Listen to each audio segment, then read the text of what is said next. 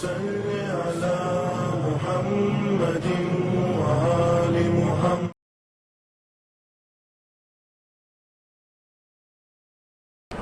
لا حول ولا قوة إلا بالله العلي العظيم.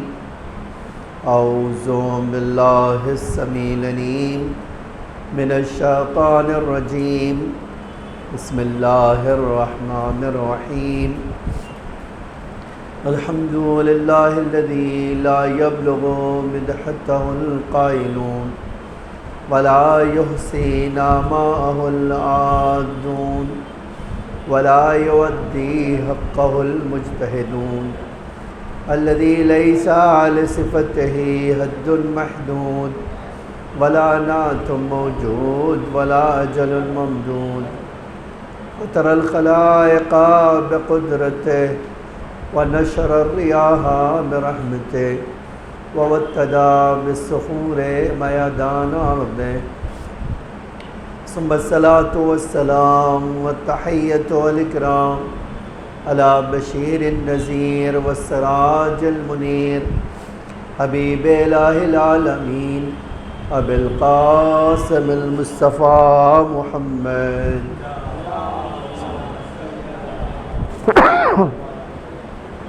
وعلى آله الطيبين الطاهرين المعصومين المظلومين الغر الميامين لا سيما الإمام المبين بقية الله في الأرضين الحجة الثاني عشر الإمام المهدي المنتظر صلوات الله وسلامه عليه. أما بعد فقد قال الله تعالى في محكم كتابه المجيد وفرقانه الحميد وقوله الحق.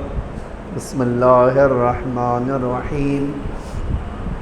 قل لا أسألكم عليه أجرا إلا المودة في القربى ومن يقترف حسنة نزد له فيها حسنا إن الله غفور شكور. ایک صلوات پڑھیے محمد وعلی اللہم صلی علی محمد وعلی.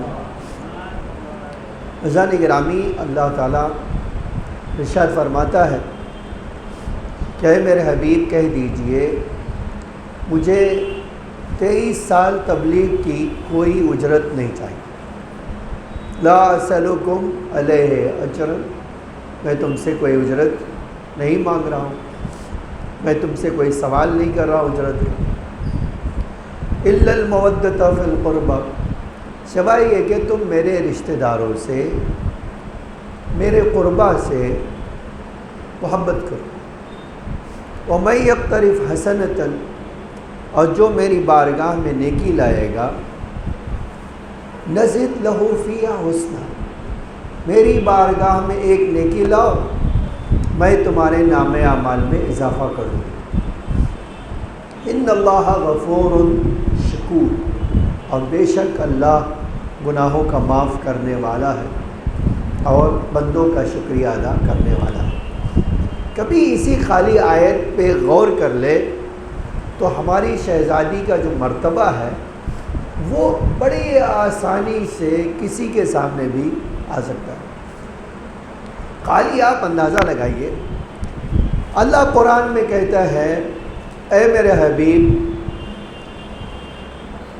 آپ ان رسولوں سے پوچھئے، سل من ارسلنا، اے میرے حبیب ان رسولوں سے جتنے نبی گئے ہیں ان سے پوچھو ہم نے انہیں نبی کیوں بنایا.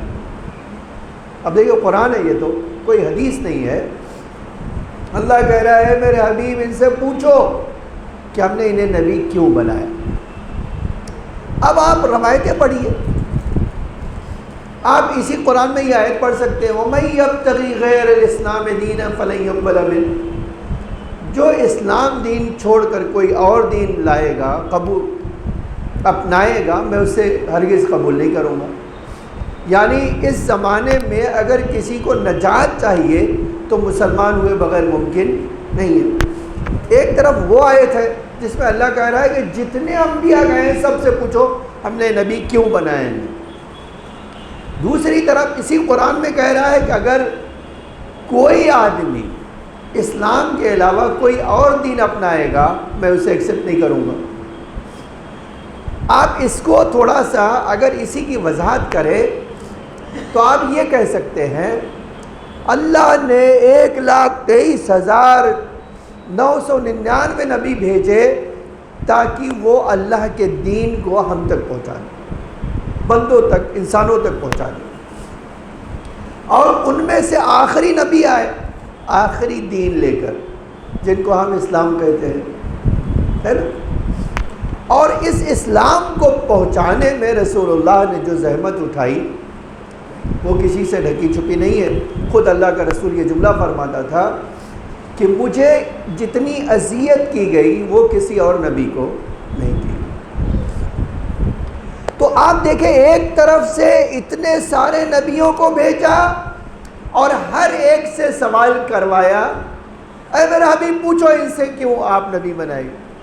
آج حدیثوں میں ہے کہ ہر نبی ایک ہی جواب دیتا تھا، ہر نبی، پیغمبر آخری نبی ہے، ان سے پہلے جتنے نبی آئے ہر ایک جواب دیتا تھا ہمیں بھیجا گیا تھا تاکہ ہم اللہ کی پہچان کروائیں اور یہ اپنی امت کو بتائیں، انسانوں کو بتائیں کہ آپ آنے والے ہیں۔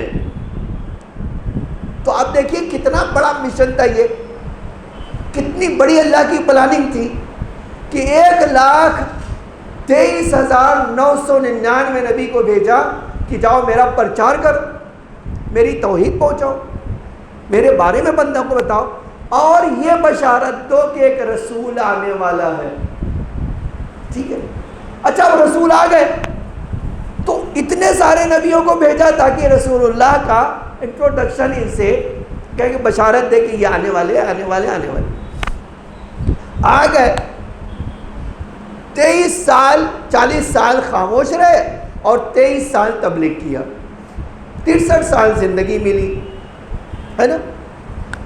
23 سال جو زحمت ملی تو کتنا کام کیا۔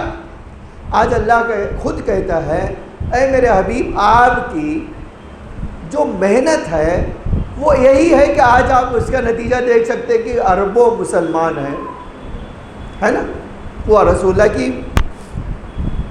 اب اللہ کہہ رہا ہے کہ اے میرے حبیب یہ ساری زحمتوں کو اکٹھا کر دے، اور اب یہ سارے مسلمان آ کر آپ سے کہیں کہ ہم آپ کی محنت کے لیے اجرت دینا چاہتے ہیں، تو آپ کہہ دیجئے کہ مجھے کوئی اجرت نہیں چاہیے، اگر اجرت دینا ہے تو میری اجرت یہ ہے کہ میری بیٹی سے محبت کرو۔ ایک جملہ کہو، ساری نبوتوں کا خلاصہ ہوتا ہے رسول اللہ میں، اور رسول اللہ کی 23 سالہ زحمتوں کا خلاصہ ہوتا ہے بی بی کی محبت میں۔ اب اللہ کہہ رہا ہے کہ جس کو بی بی کی محبت ہے اس نے اجر رسالت ادا کیا ہے، اور جس کے دل میں بی بی کی محبت نہیں ہے اس نے اجر رسالت عطا نہیں کی۔ اسی لیے میں نے کہا تھا کہ اگر آپ واقعی کوئی آدمی خالی اسلام پڑھتا ہو تو یہ خالی یہ آیت پڑھ لے اس کو بی بی کا مرتبہ پتہ چل جائے گا۔ آج یہی وجہ ہے، اب ایک جملہ کہنا چاہتا ہوں، آج یہی وجہ ہے کہ آپ سوچیں کہ بھئی یہ بی بی کی محبت میں کیا ہے کہ اللہ کہہ رہا ہے 1,24,000 نبیوں کی زحمتوں کا صلہ یہ ہے کہ اگر تمہیں دینا ہی ہے تو حضرت زہرا سے محبت کرو، ہے نا؟ ایک بڑی عجیب بات ہے نہیں کہ 23 سال زحمت رسول اللہ کی اور بقیہ اتنے سارے نبیوں کی، نتیجہ کیا ہے؟ بی بی کی محبت۔ اور اب اس کے بعد والا جملہ دیکھیے، اس کے بعد کہتا ہے، خود قرآن یہ کہتا ہے میں یقترف حسنۃ، ایک نیکی تو کما ہی سکتے ہو تم۔ آپ کبھی سوچئے کہ آج اسلام کے قانون کتنے ہیں؟ 3,000 تو خالی نماز کے قانون ہیں، 3,000 قانون نماز کے ہیں۔ 3,000 کون کرتا ہے آج؟ کوئی کرتا ہے؟ آپ پوچھئے کہ 3,000 قانون پہ آپ عمل کرتے ہو تو شاید 300 پہ نہیں کرتے ہوں گے، تو 3,000 کی کیا بات۔ لیکن اللہ کیا کہہ رہا ہے اس آیت میں؟ ایک نیکی لاؤ، 3,000 کی بات نہیں کر رہا ہوں، ایک نیکی لے آؤ۔ تو کیا ہوگا اے اللہ ایک نیکی لایا تو کیا ہوگا؟ جواب خود اللہ دیتا ہے، ایک نیکی کما کر لاؤ گے، بقیہ میں خود تمہارے نام اعمال میں نیکیاں لکھ دوں گا۔ تو اب ایک سوال سارے مسلمانوں کو کرنا چاہیے کہ نہیں، بھئی وہ نیکی کون سی ہے ایک جس کو لے جائیں اللہ کی بارگاہ میں تو اللہ کہے گا بس ایک نیکی لائے ہو تو بس ہے، اور مجھے کسی کی نیکی کی ضرورت نہیں، باقی میں خود اضافہ کروں گا۔ اچھا اگر اتنی بات ہوتی تو ہم کہتے ہیں ہم گنہگار، ہمارے گناہوں کا کیا ہوگا؟ اتنی ساری نعمتیں اللہ کی ہمیں ملی، اس کا کیا ہوگا؟ اللہ تو ایک ایک نعمت کا سوال کرے۔ ہمارے اللہ قرآن اسی قرآن میں کہتا ہے کہ اگر چھوٹے سے چھوٹا عمل ہوگا تو بھی تمہیں جواب دینا ہوگا، اور بڑے سے بڑا ہوگا تو بھی تمہیں جواب دینا ہوگا۔ تو اس کا کیا ہوگا؟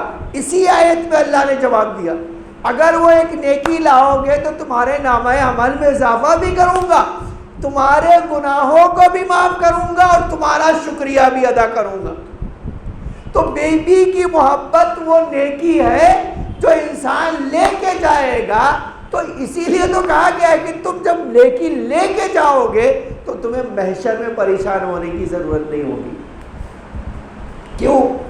اس کیوں کا جواب آج کی مجلس میں سن لیجئے۔ کیوں بھئی؟ کیوں ہمیں اگر میدان محشر میں حضرت زہرا کی محبت لے کے گئے تو ہمیں پریشانی نہیں ہوگی۔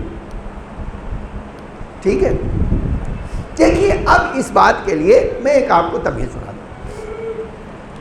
دین محمدی میں جو کچھ ہے وہ کیا ہے؟ ہم نے کلمہ پڑھا کیوں؟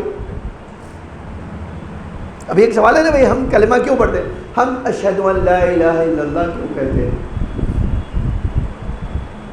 ہے نا کہ عقیدہ ہمارا کیوں ہے؟ ہم کیوں کہتے ہیں اشہد ان محمد رسول اللہ؟ ہم کیوں کہتے ہیں اشہد ان امیر المومنین؟ ہم کیوں نماز پڑھتے ہیں اس کے بعد؟ ہم کیوں روزہ رکھتے ہیں اس کے بعد؟ ہے نا ہر عمل کے بعد ایک سوال کیوں آتا ہے نا بھئی، کیوں؟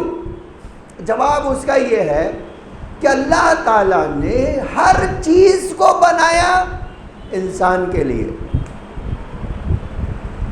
انسان کے لیے ہر چیز کو بنایا۔ آپ کوئی چیز ایسی نہیں دنیا میں جو انسان کے لیے نہ ہو۔ آپ زمین ہے تو آپ کے لیے، درخت ہے تو آپ کے لیے، پرندے ہیں تو آپ کے لیے، جانور ہے تو آپ کے لیے، پھول ہے تو آپ کے لیے، فروٹس ہے تو آپ کے لیے، سبزی ہے تو آپ کے لیے، ہے نا سب۔ اللہ کہتا ہے سب بنایا تمہارے لیے، تم کو بنایا اپنے لیے۔ اس کا مطلب کیا ہے کہ تم کو بنایا اپنے لیے؟ اس کا مطلب ہی ایک ہی ہے، اب جو تم کام کرو میرے لیے کرو۔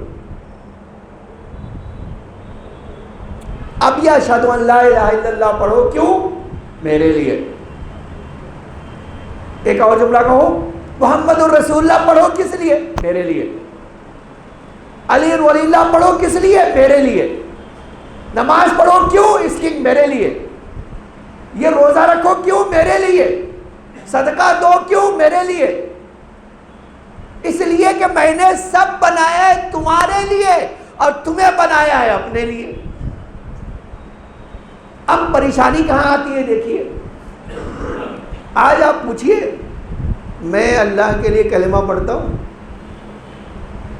میں نے آج اشہد ان محمد رسول اللہ کے لیے کیا ہے، پڑھا ہے، اشہد ان امیر المومنین اللہ کے لیے پڑھا ہے۔ عجب یہ ہے، دیکھیے قرآن کہتا ہے پریشانی انسانوں کی یہ ہے کہ مولا کائنات کی ایک حدیث سن لیجئے، پھر میں آنا چاہتا ہوں ایک بات کی طرف۔ مولا کائنات کہتے ہیں دنیا میں میرے علاوہ کسی نے اللہ کے لیے کام کیا ہی نہیں۔ اب آپ سے کہوں، پوچھوں، نماز پڑھا ہے اللہ کے لیے؟ پڑھا ہے؟ اب دیکھیے میں اور آپ اس میں بیٹھے اپنے دل سے پوچھ لیں کہ میں نے نماز اللہ کے لیے پڑھی ہے، اور اللہ کہتا ہے 2 رکعت خالی پڑھو، خالی 2 رکعت پڑھ کے بتاؤ میرے لیے۔ اب ہم کیا کرتے ہیں؟ نماز شروع تو کرتے ہیں اللہ کے اللہ اکبر کہہ کے، لیکن پھر کہاں چلے جاتے ہیں یہ پتہ ہی نہیں چلتا۔ اسی لیے امام کی جو حدیث سنانا چاہتا تھا وہ اس لیے سن لیجیے۔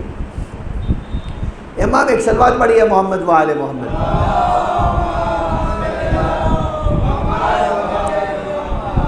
کہتے ہیں ان العباد، بے شک اللہ کے بندے کتنے؟ 3 طرح کے ہیں. 3 طرح کے ہیں. ایک وہ ہے جو لالچ والے بندے، لالچ ان کے وجود میں بھری ہوئی ہے، اور اتنی بھری ہوئی ہے ہر کام لالچ کے لیے کرتے ہیں. بھئی میں نے اشہد ان لا الہ الا اللہ کیے، پڑھا کیوں؟ لالچ کے لیے. کیا لالچ ہے؟ لالچ یہ ہے کہ اشہد ان اللہ پڑھیں گے تو جنت دے دے گا اللہ، نہیں پڑھیں گے تو کیا کرے گا؟ جہنم میں ڈال دے گا. تو لالچ ہے نا. اچھا کچھ لوگ ڈرپوک ہیں، کہتے بھائی میں نے لا الہ الا اللہ کہا ہے ڈر میں، جہنم میں نہ ڈال دے. مولا کائنات کا عجب جملہ ہے.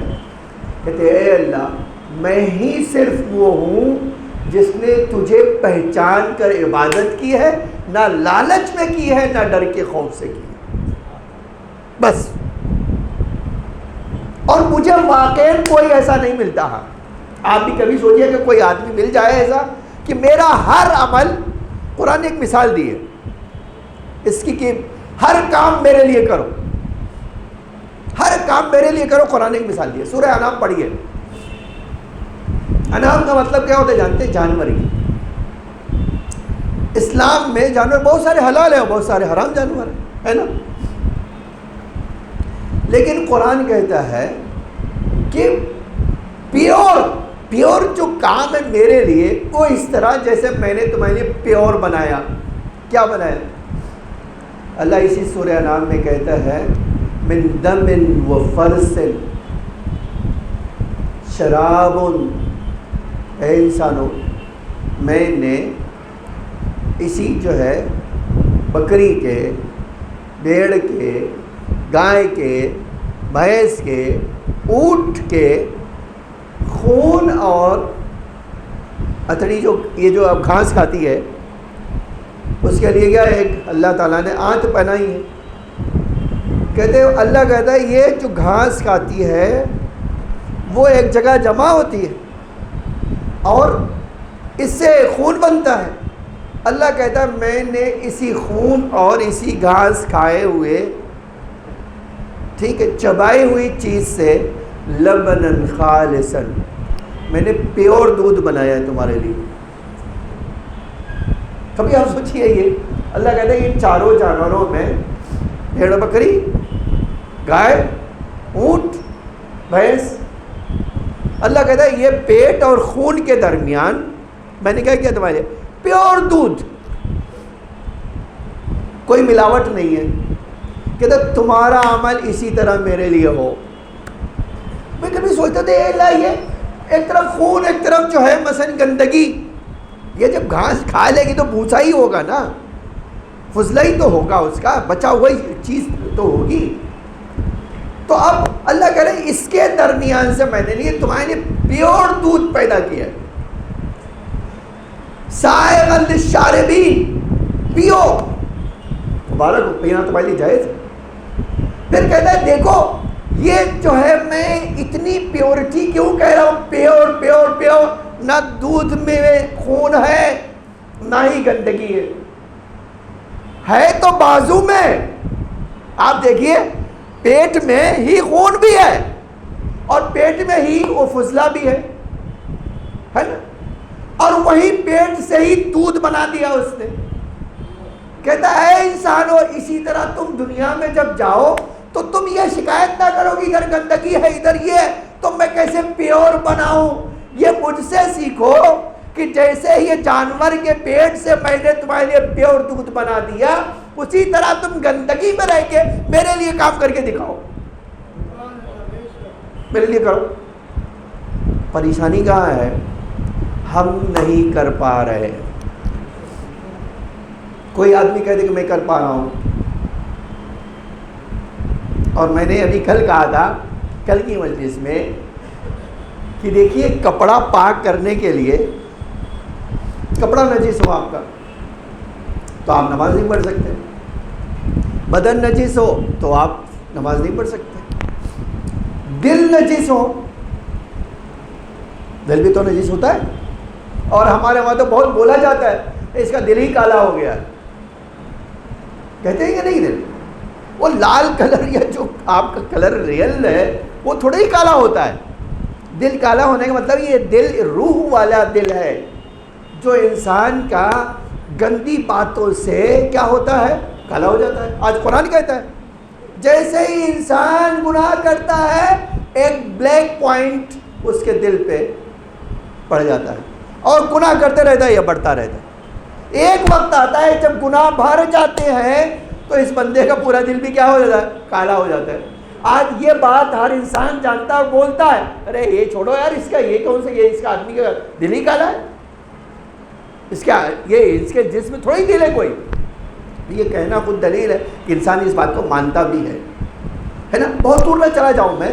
تو میری اور آپ کی کوشش ہے کیا کریں ہم کہ ہمارے اللہ نے ہم سے کہا کہ سب تمہارے لیے بنایا ہے، تمہیں اپنے لیے بنایا ہے، اس لیے تمہارا ہر کام میرے لیے ہونا چاہیے. اچھا ہم کر نہیں پا رہے ہیں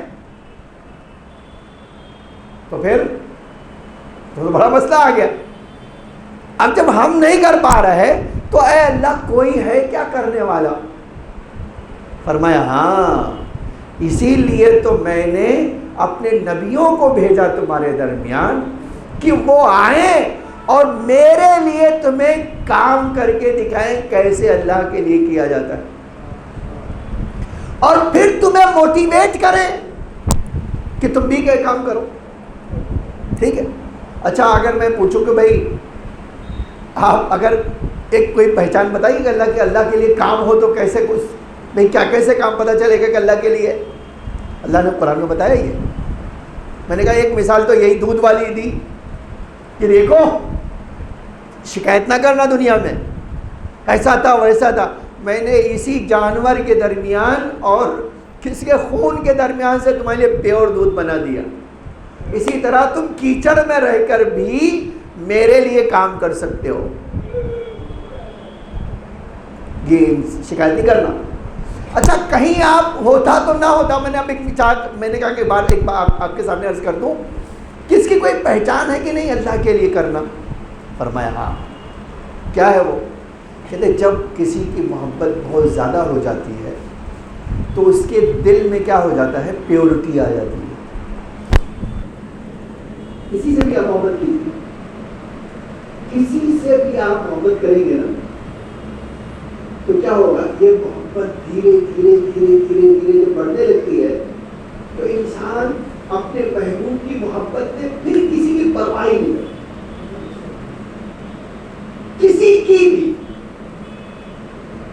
آپ کبھی سوچئے تاریخی مثال یہ ہے جناب ابراہیم کے دل میں اللہ نے تھوڑی سی محبت ڈالی تو جناب ابراہیم کیا کرتے تھے آپ جانتے؟ کہتے ہیں کوئی اللہ کا نام لے اور اللہ نے فرشتے کو بھیجا. فرشتہ آیا اس سے یہ سبحان قدوس رب الملائکۃ والروح کا. اتنا جناب ابراہیم کو اچھا لگا تو کہا بھائی دیکھو میرے پاس 4000 بھیڑے ہیں، 1000 ایک بار کہو ایک بار میں دے دوں گا. آج ایک بار کہہ دو سبحان قدوس رب الملائکۃ ہے نا. اس کی دوسری مثال بھی آج آپ اس فرش اعظم میں بیٹھے آگے کیوں آئے؟ بیوی کی محبت میں. آج آپ جانتے ہیں اسی بیوی کی محبت میں آج انسانوں کی تاریخ میں ایسی ہے سب لٹانے کو تیار ہے. کیوں؟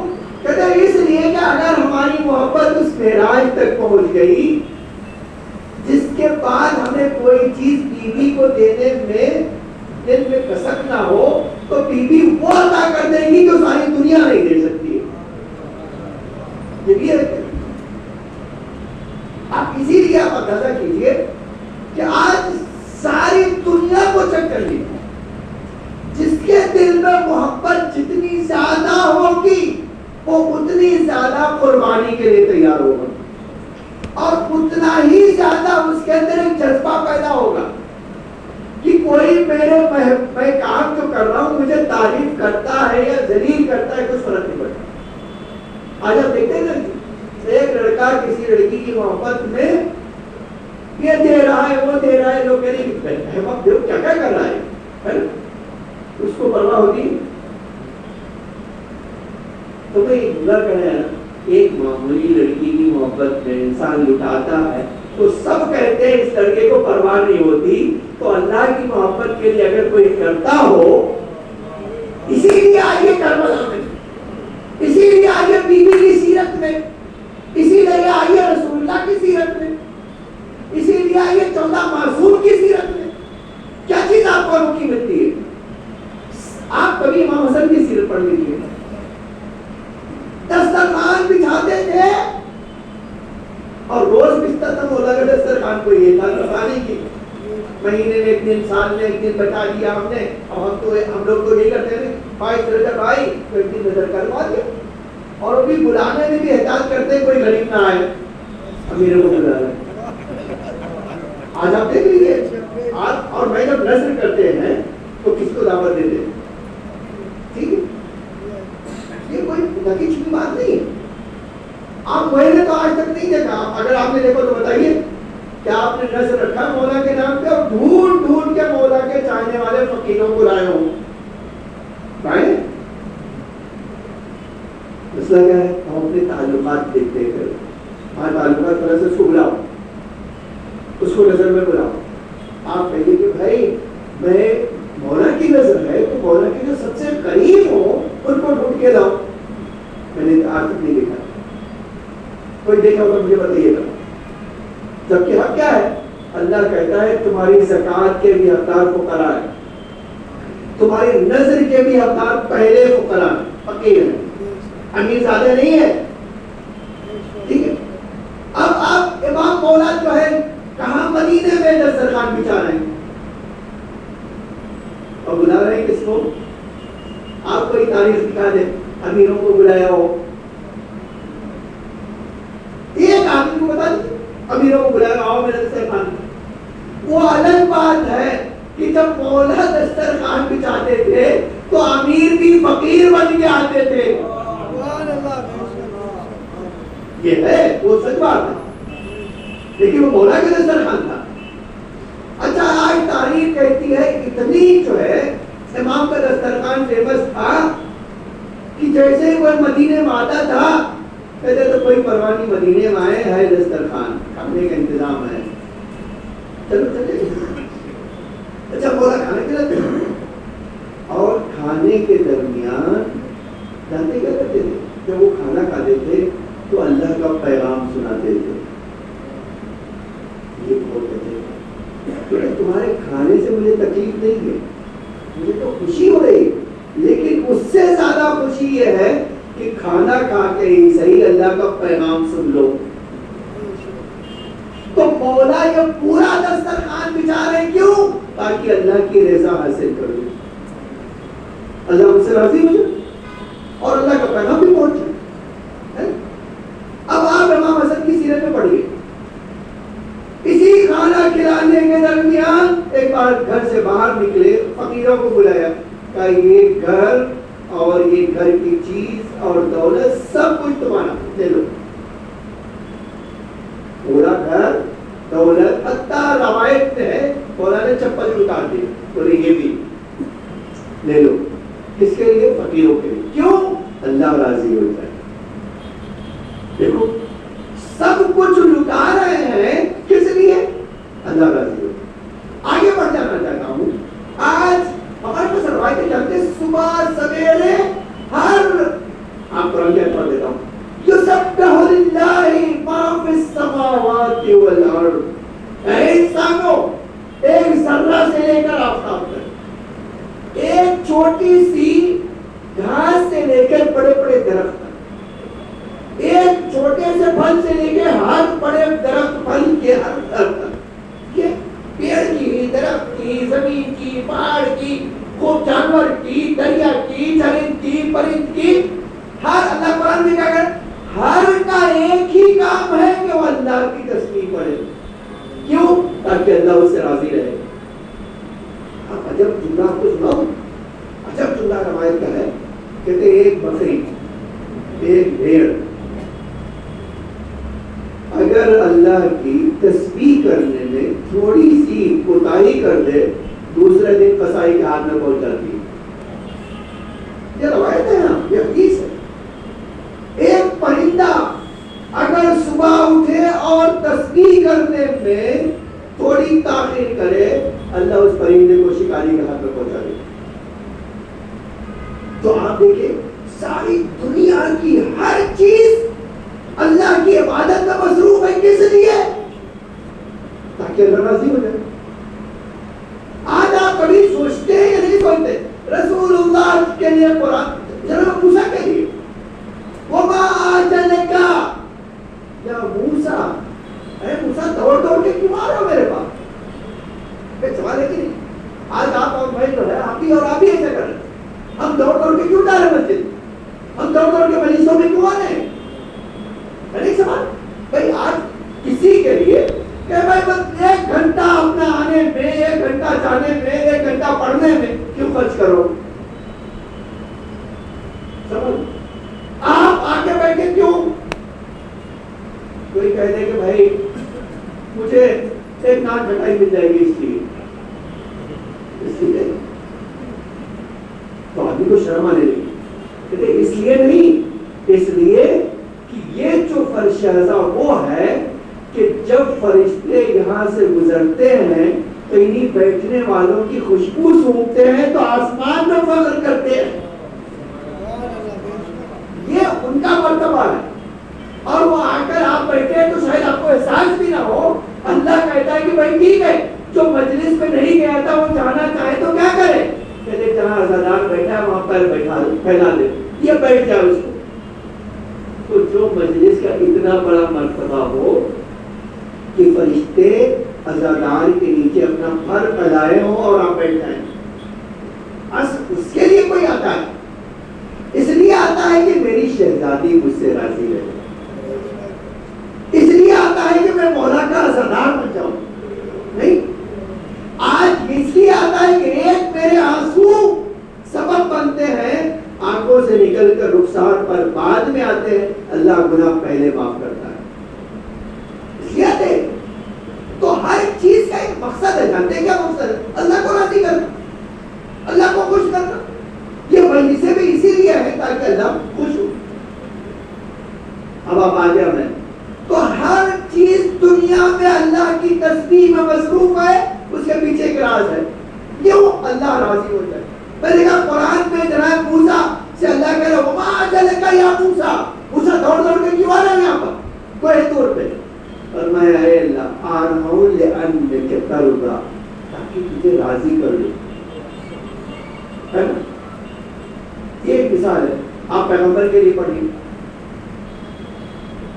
جناب پیغمبر کی چہیتی بیوی کہتی ہیں، حضرت پیغمبر کی 13 بیویاں تھیں. جب وفات ہوئی تو 9 بیویاں پریزنٹ موجود تھیں. جب رسول اللہ کا انتقال اور شہادت ہوئی تو 9 بیوی مدینے میں موجود تھی. ایک بیوی کہتی ہے کہ رسول اللہ میرے وہاں، یعنی رسول اللہ میرے حجرے میں تھے. اس رات میرے حجرے میں میرے آپ کہہ سکتے کہ میری تائی تھی تو میرے پاس رسول اللہ تھے. میرا دن تھا تو رسول اللہ میرے پاس تھے. کہتے رات پتہ نہیں کتنا وقت ہوا ہوگا کہ دیکھا رسول اللہ بستر پہ نہیں ہے تو عورتوں والی رہ رہے تھے دیکھو میرا تائی اور رسول اللہ کہیں اور چلے گیا معاذ. یہ ان کی سوچ تھی، میری نہیں ہے. یہ ان کی سوچ تھی کہ بھائی رسول اللہ چلے گئے. اب جب ڈھونڈنے نکلی دیکھا رسول اللہ اسی حجرے میں ایک طرف سجدے میں پڑے ہوئے، سجدے میں، اور رو رو کے کچھ کہہ رہے ہیں. یہ کھڑی رہی کہ بھائی کیا کر رہے رسول اللہ؟ کہتے کافی دیر تک کھڑے رہے رسول اللہ مسلسل کچھ دعا پڑھتے تھے اور روتے تھے. بلاخر ایک انسان سجدے سے سر اٹھائے گا ہی. کہا رسول اللہ نے سجدے سے سر اٹھائے تو دیکھا میں نے رسول اللہ کی آنکھیں آنسوؤں سے اس قدر روئے تھے کہ یہ جو داڑھی سے آنسو نیچے ٹپک رہے تھے، اتنا روئے تھے. تو انہوں نے کہا کہ اے اللہ کے رسول آپ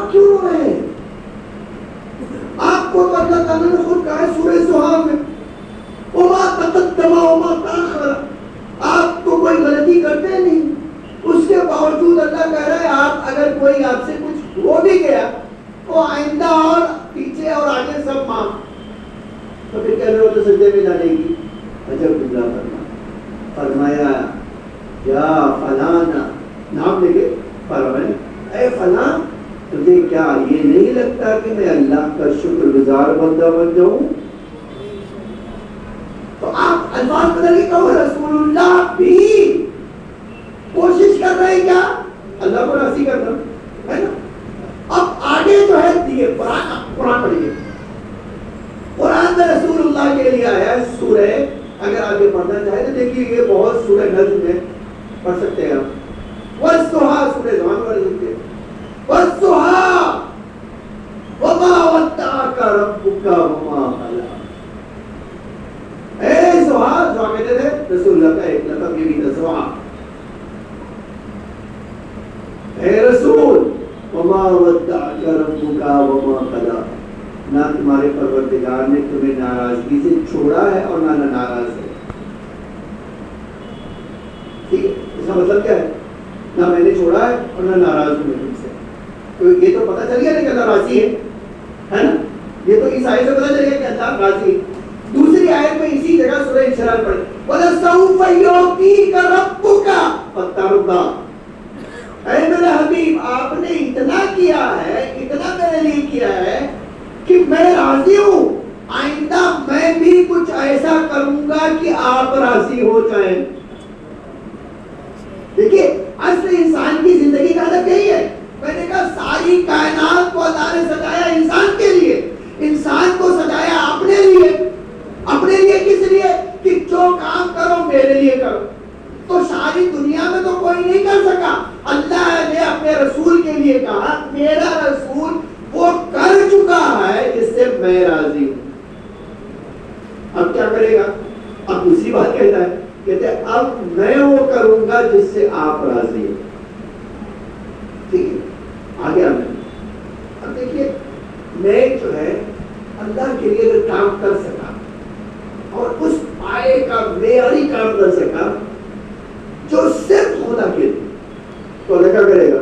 اللہ قرآن میں کہتا ہے میں وعد اللہ الذین آمنوا منکم وعملوا الصالحات. اے انسانوں تم سے میرا تم سے وعدہ ہے, ایمان لائے ہو اور اگر عمل صالح تم نے انجام دیا ہے تو تم سے میرا ایک وعدہ ہے. وعدہ کیا ہے؟ ایک ایسی جنت دوں گا جس کے نیچے نہریں جاری ہوں گی, ایسی نعمتوں ہوں گی جو تمہاری سوچ سے بھی. تو ہمارا اگر ہم بہت معیار اپنا بلند کر سکے, ہم ایمان کے کھڑے درجے پر بڑے درجے پہ پہنچ سکے, اپنے اعمال کو کھڑا بنا سکے, تو اللہ کیا دے گا؟ جنت ہے نا. اب دوسرا سوال ہے کہ اللہ کا رسول بھی عمل کر کے اللہ کو راضی کر سکا تو کیا دے گا؟ جنت. یہ رسول اللہ کی بے عزتی.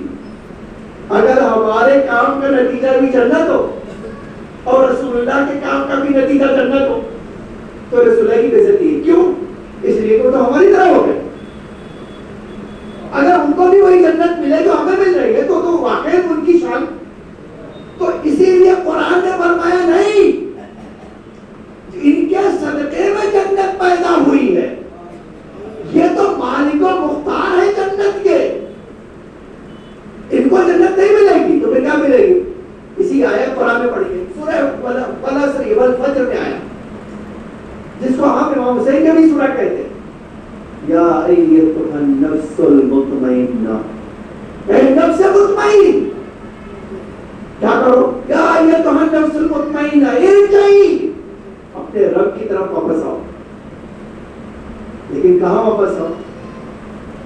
اب دیکھیے ہے ایک سوال کہ بھائی اللہ کہہ رہا ہے یا ایتھا النفس المطمئنہ ارجعی الی ربک, اپنے رب کی طرف آؤ, جنت میں نہیں رب کی طرف آؤ. آیا تھا تو اسی خدا کی طرف سے تھا نا, پلٹ کے بھی جانا ہے اسی خدا کی طرف. ربی کا اپنے رب کی طرف پلٹ کے آؤ, لیکن کس طرح؟ راضیۃ مرضیہ, تم مجھ سے راضی رہو گے میں تم سے راضی. دیکھیے میرا کام تھا اللہ کو راضی کرنا, لیکن کسی بندے سے اللہ نے یہ نہیں کہا کہ تم نے مجھے راضی کیا تو میں تمہیں راضی کروں گا. یہ صرف امام حسین کے لیے آیا کہ تم نے مجھے راضی کیا میں تمہیں راضی کروں گا.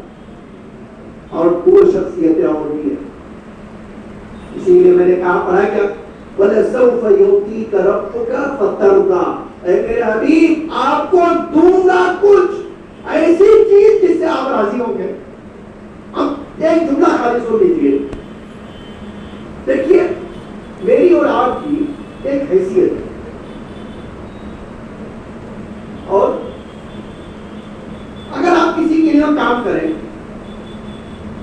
اور آپ کو مزدوری دے دیں تو آپ احسان مانیں گے؟ تو کیا کا احسان؟ تم نے کام کیا ہوگا سر, اس میں کیا کا احسان؟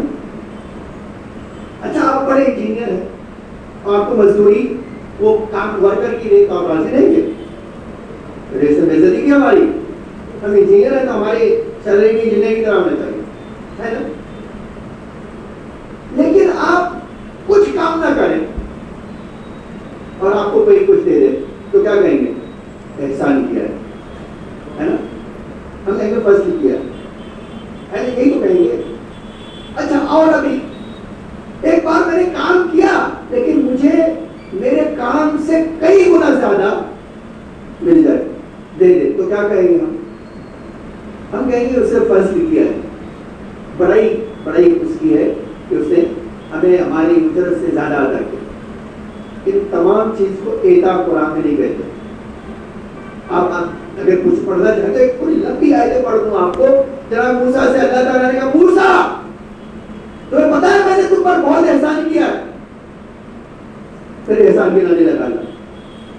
اللہ کسی کو احسان نہیں گناتا, یاد رکھے. لیکن جناب موسیٰ سے کہا یا موسیٰ لقد مننا علیک مرۃ اخری, اے موسیٰ ہم نے دوبارہ تم پر احسان کیا. پھر کہتا ہے اے موسیٰ یاد کرو جب تم اپنی ماں کے شکم میں آئے تو فرعون ڈھونڈ ڈھونڈ کے قتل کر رہا تھا, ہم نے تمہیں ماں کے شکم میں چھپایا, یہ ہمارا احسان ہے تم پر. اے موسیٰ اس کے بعد تم پیدا ہوئے, ہم نے تمہاری ماں کو وحی کی دریا میں ڈال دو اور ہم تمہیں واپس تمہارا بیٹا دے دیں گے. موسیٰ یہ ہمارا دوسرا احسان تھا کہ تمہاری ماں کو تمہیں واپس کر دیا. ٹھیک ہے. اے موسیٰ تیسرا احسان یہ تھا کہ ہم نے دوسری عورتوں کا دودھ تم پر حرام کر دیا. ہم نے تمہاری بہن کو بھیجا تاکہ تمہارے واپس تمہاری ماں کے پاس تاکہ تم دودھ پیس کر. اے موسیٰ جب دشمنوں سے بھاگ رہے تھے پناہ چھوڑ کے, ہم نے دشمنوں سے تمہیں بچایا. یہ ہمارا اور احسان ہے. اللہ احسان گناتا ادھر موسیٰ اس احسان کو بھول گئے. تو ایک نبی ہے جس پر اللہ احسان گنا رہا ہے, اور ایک نبی ہے کہہ رہا ہے کہ تم نے اتنی قربانی دی ہے کہ اب میں تمہیں دوں گا جس سے تم راضی ہوگے. اب پوچھئے وہ کیا چیز تھی جس کو اللہ نے پیغمبر کو دیا تو پیغمبر راضی ہوئے؟ آیا نماز ملی تو اللہ کے رسول نے کہا اللہ میں راضی ہوں. آیا حج عطا ہوا تو کہا کہ میں راضی ہوں. آیا مکہ فتح ہو گیا تو کہا کہ میں راضی ہوں. آپ پوری بندہ قرآن اٹھا کے دیکھ لیجیے.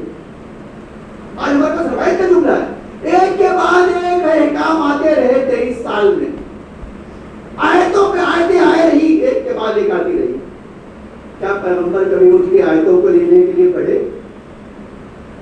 کبھی آپ سوچیے کہ جبریل تو آیتیں لے کے آتے تھے, لیکن رسول اللہ اپنے وہاں جہاں بیٹھے تھے ہلتے بھی نہیں تھے. ایک آیت آ گئی, وہ آیت آ گئی, وہ نصرت آ گئی, وہ فتح ہو گئی, وہ فرشتہ آ گیا, یہ حج مل گیا, یہ نماز مل گئی, یہ زکات مل گئی, ہے نا, سب چیز مل گئی. کبھی رسول اللہ پہلو بھی نہیں بدلا. لیکن ادھر جو ہے زہرا ملی تو اللہ کا رسول کہتا تھا اے اللہ اب میں راضی ہوں. یہ ہے کیا زہرا کہ اب راضی ہوں. میں نے سمجھا کہ وہ کیا ہے زہرا کہ اللہ کہہ رہا کہ میں دوں گا اور تم راضی ہو جاؤ. اس کے ایک مثال دیکھنا چاہو. دنیا میں ہر انسان جو ہے آج سے اپنے وائل رسول اللہ سے کہتا تھا کہ کوئی مسئلہ نہیں ہے یار, چاہے جتنی محنت کیجیے اسلام کو پھیلانے میں کوئی پریشانی نہیں. آخر آپ کو تو اللہ نے بیٹا دیا نہیں. ادھر آپ اس دنیا سے جائیں گے آپ کا اسلامی مذہب پڑھ دیں گے. اللہ نے فرمایا میں ایک ایسی بیٹی دوں گا جہاں ہر جگہ اس کی اولاد ہوگی. آج آپ ساری دنیا میں چلے جائیے, ہر جگہ چلے جائیے اولاد زہرا موجود.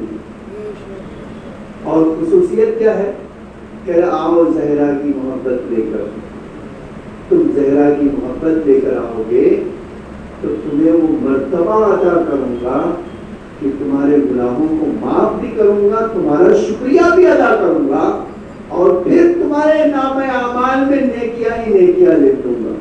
ایک جملہ کہہ دوں، اچھا جملہ امام صادق فرماتے رہے، دیکھو ہر کام جب تم کرتے ہو نا تو ایک فرشتہ بیٹھا رہتا ہے، ٹھیک ہے، ایک فرشتہ بیٹھا رہتا ہے۔ ایک سلوات پڑھیے محمد وعلى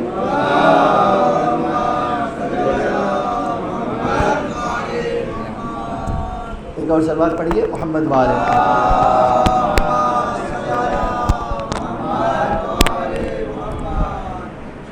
کہتے تھے کہ دیکھو جتنا بھی کام کرتے ہو، نماز پڑھو گے دائنا فرشتہ لکھے گا نماز پڑھ رہا ہے، بائیں تو بیٹھے ہی رہے گا، ٹھیک ہے، گناہ کرو گے بایاں فرشتہ لکھے گا گناہ کر رہے ہو، دائنے والا بیٹھا رہے گا۔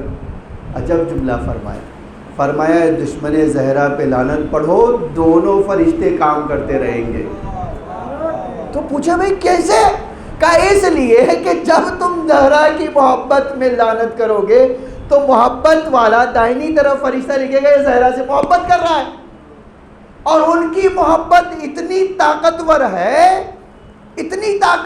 ہے کہ جب وہاں لکھا جائے گا تو سارے نام اعمال میں نیکیاں ڈال دے گا اللہ، تو فرشتہ تھک جائے گا نیکیاں لکھ کے، دوسری طرف فرشتہ خالی گناہ مٹاتے تھک جائے گا۔ تو ایک کام کر لو جس سے خدا تم سے راضی ہو جائے، وہ کیا ہے؟ زہرا سے پیور محبت کرو، ایسی محبت جو رسول اللہ کو تھی۔ آپ کبھی سوچئے آج مسلمان لکھتے لکھتے مر گئے، نہیں لکھ سکے کہ رسول اللہ کو اپنی بیٹی سے کتنی محبت تھی۔ آج یہ تاریخی جملہ اہل سنت نے لکھا ہے۔ پیغمبر 13 سال مدینہ میں رہے۔ آپ جانتے ہیں 5 سال کی تھی جناب زہرا جب وہاں سے آئی ہیں تو بہت کم سن تھی وہاں سے، میرے خیال سے مجھے جو ایگزیکٹلی یاد ہے کہ پیغمبر کی بیٹی اگر جو ہے 9 ہجری میں 18 سال کی، 10 ہجری میں 18 سال کی شہادت ہو گئی تو آئیں کتنے میں؟ 13 سال تو رہی نا مدینے میں، تو کتنے سال کی ہوئی مکے میں؟ ایسی بات ہے 5 سال کی، 5 سال کی آئیں مدینے، 5 سال کی ہو گئی، کچھ زیادہ ہوگا، 6 سال کی تقریباً آئیں مدینے، 9 سال کی عمر میں شادی ہوئی، ٹھیک ہے۔ اب آپ ذرا پوچھئے 13 سال میں ایک بار بھی ایسا نہیں ہوا کہ رسول اللہ کہیں سفر پہ جائیں تو سب سے آخر میں اپنی بیٹی سے رخصت ہوں۔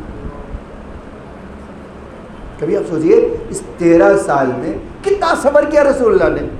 آج اہل سنت کے لوگ لکھتے ہیں کہ رسول اللہ کی ذات میں ایک عجب چیز تھی، جب کہیں مدینے سے باہر نکلنا ہوتا تھا سب سے آخر میں اپنی بیٹی کے پاس جاتے تھے، بیٹا میں جا رہا ہوں، اور جب آتے تھے تو سب سے پہلے آتے تھے اس کے پاس۔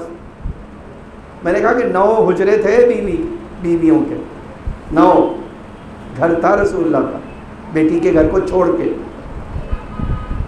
ان میں کوئی ایک بتا دے جب جا رہے ہیں تو سب سے آخر میں اور آ رہے ہیں تو سب سے پہلے۔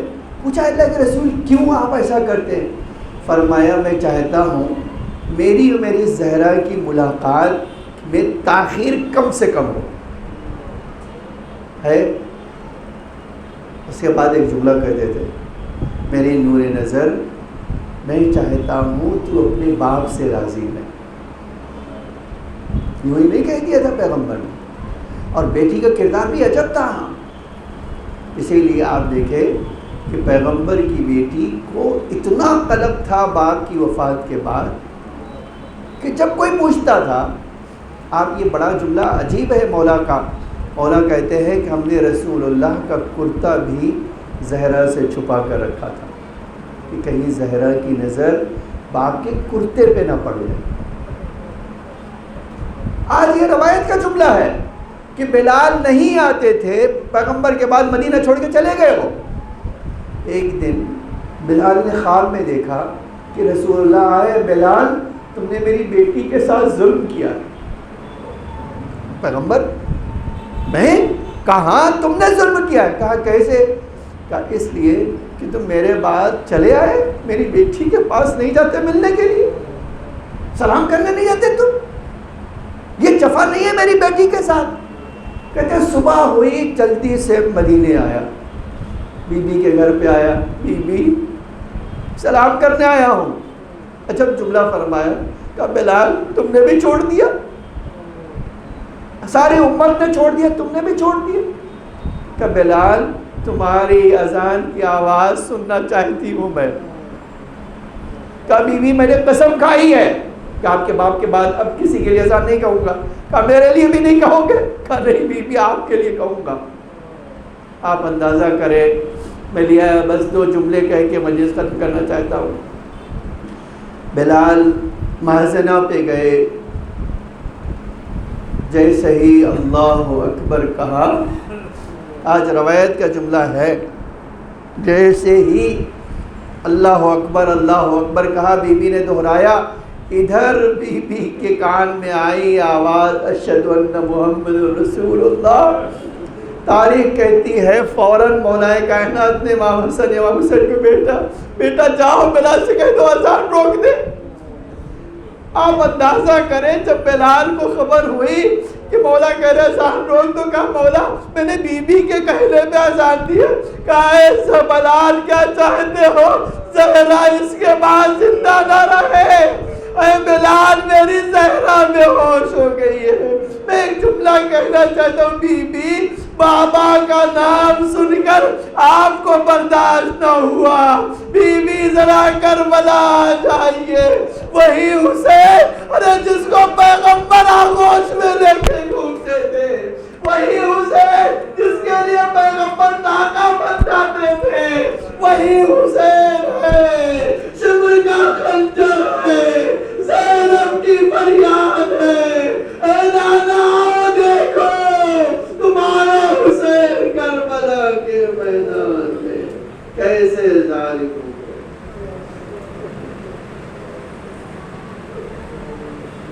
لا لعنۃ اللہ علی القوم الظالمین، سیعلم الذین ظلموا ایاهم قلبی انقلبوا، راہی بحق الزہرا وبیہا وبعلہا وبنیہا وصل المستودع فیہا غیر جماحات بہ الموت۔ اے اللہ ہم سب کو بی بی کے غم میں معذور فرما، اے اللہ ہم سب کو بی بی کے عزاداروں میں قرار فرما، ہمارے مولا ہمارے آقا کے ظہور میں تاثیر فرما، آقا کے ظہور کے امانہ فرما، سب کو آقا کے حقیقی غلاموں میں شمار فرما۔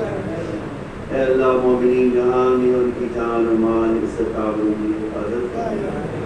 اے اللہ جو مقروض ہیں ان کے قرضوں کو ادا فرما، جو بے گھر و بے گھر عطا فرما، جو بے اولاد و بے اولاد مرینہ عطا فرما۔ اے اللہ ہمارے مریضوں کو شفایات و کامل عطا فرما، ہماری اموات پر اپنی رحمت و مغفرت نازل فرما، یہ درجات کو بلند سے بلند فرما۔ اے اللہ ہم سب کی روزی میں برکت عطا فرما، اے میرے معبود جو قید میں ہونے کا اسے رہائی عطا فرما۔ اے اللہ جو ظالموں کے نرغے میں انہیں ظالموں سے نجات عطا فرما۔ اے اللہ اسلام و شریعت کے پرچم کو سربلند فرما، حضور پاک کے پرچم کو سربلند فرما۔ اے اللہ ہمیں نور اہل بیت، محبت اہل بیت، ہدایت اہل بیت اور آخرت میں شفاعت اہل بیت نصیب فرما۔ ربنا تقبل منا